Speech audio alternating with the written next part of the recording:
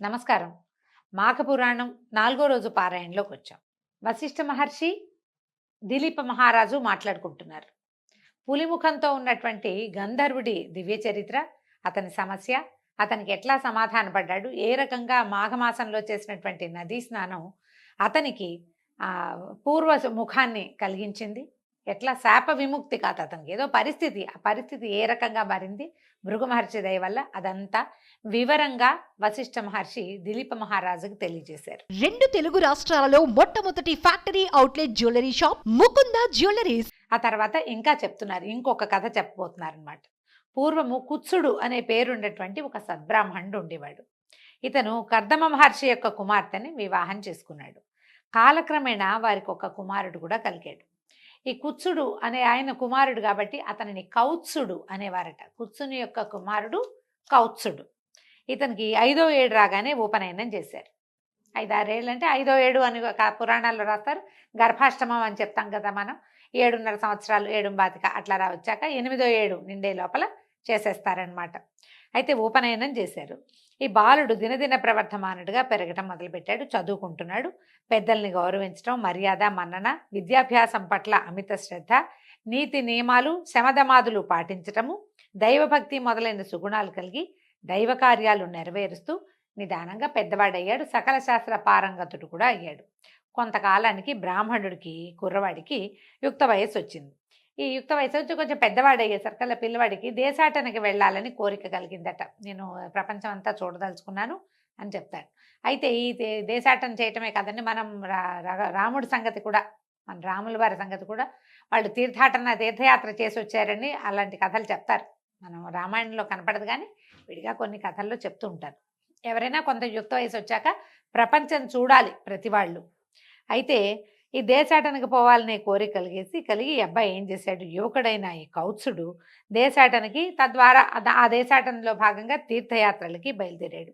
అనేకమైన పుణ్యక్షేత్రాలని దర్శిస్తూ, సిద్ధులను, యోగి పుంగవులను సేవిస్తూ, ఎన్నో రకాల తీర్థాటనలు చేస్తూ మాఘమాస సమయానికి కావేరీ నదీ తీరానికి చేరుకున్నాడు. శ్రీరంగ క్షేత్రం చుట్టుపక్కల ఎక్కడో వెళ్ళాడనమాట. నదీ తీరానికి చేరుకుని ఏమనుకున్నాడు, ఆహా నా పుణ్యవశం ఏమని చెప్పాలి, ఈ మాఘమాస కాలంలో నాకు కావేరీ నదీ స్నాన పుణ్యం లభించింది. నేను ఎంతో అదృష్టవంతుణ్ణి. మాఘమాసం అంతా ఇక్కడే ఉండి నిత్యము కావేరీ నదీ స్నానం చేస్తూ అధిక పుణ్యాన్ని సంపాదిస్తానని మనసులో స్థిరపరచుకుని అక్కడనే నివాసానికి ఏర్పాటు చేసుకున్నాడు.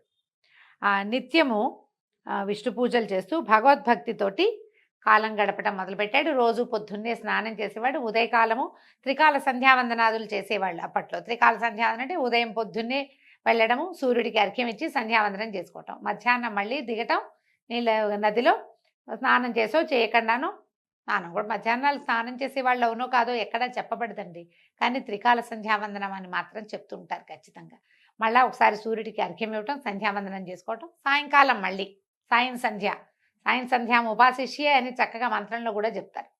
సాయంకాలం కూడా సంధ్యావందనాలు చేస్తూ త్రికాలాలు సూర్యోపాసన, నదీ స్నానము, తర్వాత విష్ణు పూజ నిరంతరము జరుపుతూ ఉన్నాడట కొంతకాలం. ఈ రకంగా ఉన్న తర్వాత 3 సంవత్సరాలు అక్కడే ఉన్నాడు. మాఘమాసం అయ్యాక ఇంకా అతనికి ఆ నదీ స్నానాన్ని విడిచి వెళ్ళబుద్ధి కాలం, అక్కడే ఉన్నాడు ఇక కావేరీ నదీ తీరంలోనే. మరుసటి సంవత్సరం మళ్ళీ మాఘం వచ్చింది, ఆ మరుసటి సంవత్సరం మళ్ళీ మాఘం వచ్చింది. 3 మాఘమాసాలు అతను అక్కడే, అంటే 3 సంవత్సరాలు గడిపాడనమాట. తర్వాత అధిక పుణ్యాన్ని సంపాదించాడు.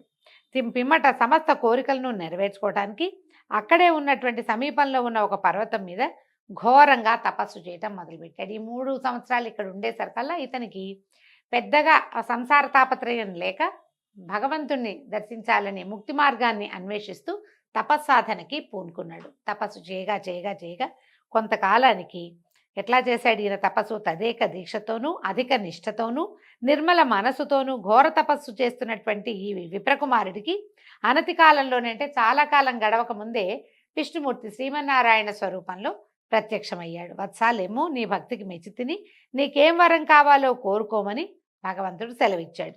కన్నులు తెరిచినటువంటి ఆ విప్రకుమారుడికి ఎదురుగుండా అమిత తేజోమయ శక్తి స్వరూపుడు, శంఖచక్ర గదాధారి, కోటి సూర్యప్రకాశుడైన శ్రీహరి కనిపించాడు. అమితానంద భరితుడై శ్రీహరికి సాష్టాంగ ప్రణామాలు చేసి చేతులు జోడించి పలు విధాలుగా శ్రీహరిని కొనియాడాడు. తనని అత్యంత భక్తి శ్రద్ధలతో కొలిచిన బ్రాహ్మణ యువకుడి భక్తికి సంతోషించినటువంటి శ్రీహరి అతనితో ఇట్లా అన్నాడు, ఓ బ్రాహ్మణ బాలక, నీవు ఎంతో అఖండ భక్తి శ్రద్ధలతో నన్ను వేనేళ్ల కొనియాడి సంతుష్టుని చేశావు. అది ఎట్లాగంటే, నువ్వు ఎలా చేయగలిగావు ఇది? మాఘమాసంలోందు అనేక పర్యాయాలు విడవకుండా నిత్యము నదీ స్నానం చేయటం వల్ల తపశ్శాలులకి కూడా లభ్యం కాని అమిత మాఘమాస పుణ్యఫలాన్ని సంపాదించావు.